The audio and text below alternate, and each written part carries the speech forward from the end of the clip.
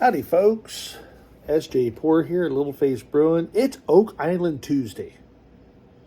Well, those of you that know me know that I am an Oak Island junkie.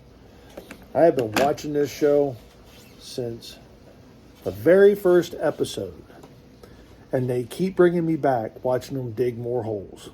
Kind of love it. History Channel, Oak Island, The Curse of Oak Island. If you haven't watched it, I highly suggest going to the History Channel. Look it up. Watch every episode until you get up to season 10. This week will be season 10, episode 5. So, highly recommend it. We're going to try a beer, and I don't know how successful this beer is going to be. This is vintage. By my standard, it's not really a whole, super vintage, but, excuse me, this was bottled on February the 3rd, 2019. So, yeah, it's got a couple of years on it. This is the Collab beer, Little Face and Peerview Brewing. This is all the hops pale. So, this is a different beer than what I was thinking. This was when Josh was here, and I took all of the Marvel blend hops that I had, and we threw them into a beer. So, but I have written on the label here, this is a collaboration between Josh Hoover and S.J. Poor. The idea was to use all the leftover Marvel blend hops I had from the previous year. This was split up into 2 5-gallon batches. The one batch was distilled into whiskey, and the other was left as a beer.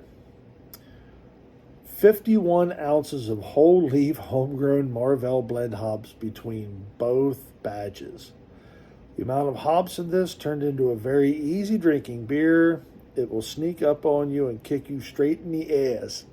Consider yourself warned. Enjoy the fruits of your labor. This is not the beer that I was thinking it was, but I'm actually pleasantly surprised right now, so we'll see how it aged, because when I remember, this one turned out pretty doggone good. I was thinking this was Pele's, the Stein beer that we brewed, that on my end did not turn out well at all, but it is not. So let's, got a little bit of a hiss, a little bit of smoke. Nice. Let's get the pour. Money shot. Definitely got some carbonation.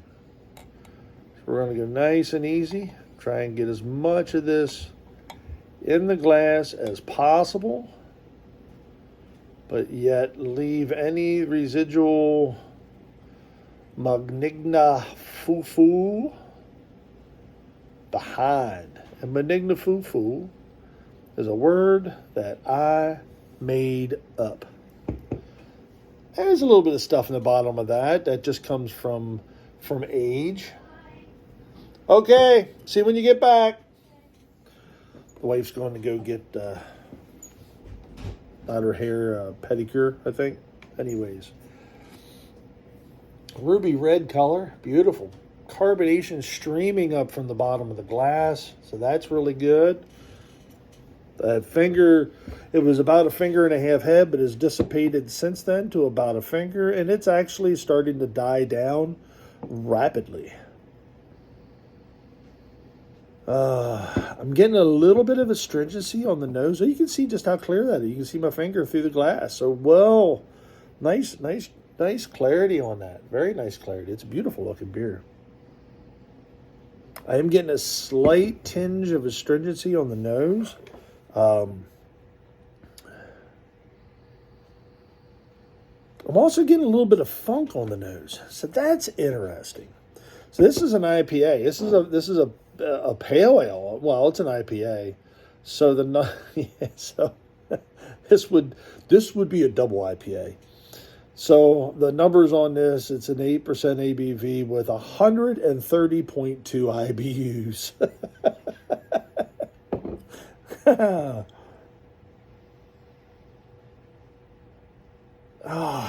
what is that I'm getting on here? It's kind of fruity. Almost like farmhouse-ish. So there might be a little bit of Brett going on in there after all this time.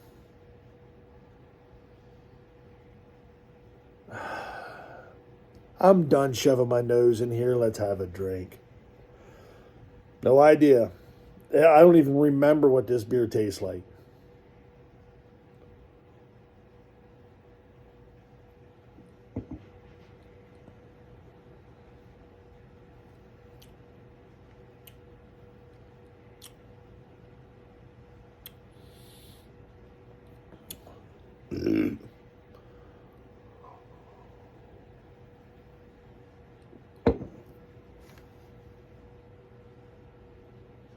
Oh. Okay. It has gotten slightly farmhouse-like. So it has a little bit of, a slight little bit of funk to it, as a matter of fact. It's very much like a Brett.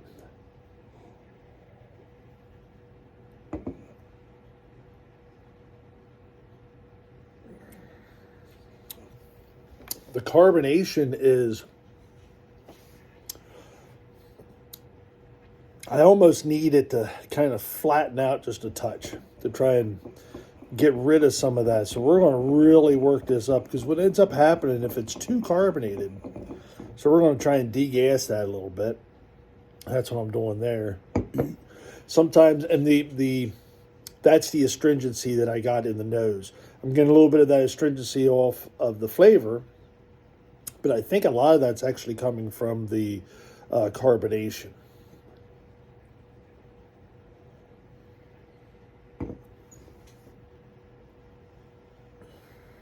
Yeah. See, now that's starting to back off a little bit. That's doing exactly what I thought. And it was from the carbonation.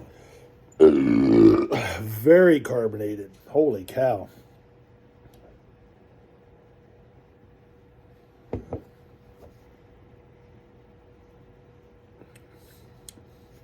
Yeah, so some of that astringency has died down. Right now it's left 8%. So I'm getting a bit of heat off of it. Not a great deal of heat. Not really like, hey, this is an 8% beer. I can definitely tell it. And I think, wow, the reason for that is because it's got a very light to medium mouthfeel.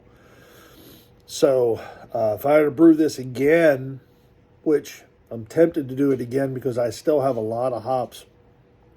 And since 2019, I've had a lot of changes in my brewing process. So I remember this brew day, and I would do things as far as the hops completely different to get more out of the flavors. But what's funny is this beer reminds me of my homegrown hop beers prior to me building this system and learning more about hop additions.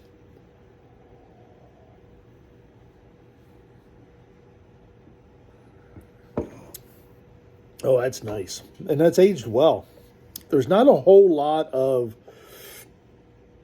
there's very little bitterness left. There's like almost no bitterness. For 130 IBU beer, the bitterness is pretty much gone. There's some nice caramel notes there that would be better with a more fuller mouthfeel with an 8% beer. So I'm getting, my Marvel blend hops are very, they're Cascade and Centennial forward with a little bit of Chinook, Columbus, Northern. I don't know that the Hallertauer ever actually really took off. There's a touch of fungal in there as well. So there's some nice earthy notes. And that's what's hanging around with this one are the earthy notes. I'm getting the Cascade and the Centennial, a little bit of that, a little bit of grapefruit pith, but mostly piney, resiny, and earthy tones, just very earthy, which would be more suited in a more mouthfeel beer. And as this, look how clean that is. I am super happy with that. This was not a beer intended to be aged. This was a treat sitting there, going through and reminiscing the brew day, because this was when Josh and Michelle came out and hung out with us for a couple days, and we traveled around and we did a brew day out back, and he and I had dove into. So here's the story. I told Josh, he says, "You want a beer?" And I said, "Of course I want a beer. What are you talking about?" And he goes, "Well, does it matter what I get?" I said, "You go in there." I said, "Whatever's in that refrigerator," and it was the old fridge at the time, and there were some epic beers in there. Doesn't matter to me. You get it. It's a big one we shared. You get two of something. There's nothing off the table. Okay. So he goes and he grabs us each a beer, pours it, brings a glass out, and we start drinking. And don't you know that rascal poured us each a Dogfish Head 120. And we were just getting into the brew day. So needless to say, that was an interesting brew day. It was a lot of fun, and great memory. What a great memory that was. So here's to you, Josh and Michelle, and this is the label. I don't know if you remember this, if I got any of these out to you or not. I'm going to have to dig through the thing out here and make sure I save one for when Josh and Michelle make their way out here to the East Coast in January. I'm sure he'd get a kick out of this. But you definitely have to knock that carbonation off of it. Oh, boy. She's got some booze. Anyways, I have taken your time up. We're over 12 and a half minutes. And it was me just sitting here jibber-jabbering, reminiscing off of an old brew day from 2019. All the hops, pale ale. Right there it is.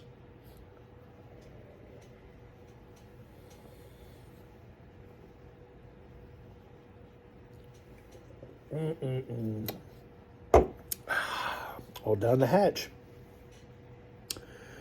The good old days. Well, that's the beer review.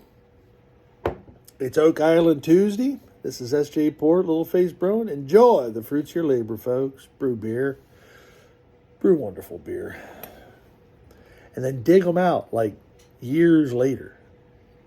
Do a YouTube video because I want to see it. Cheers.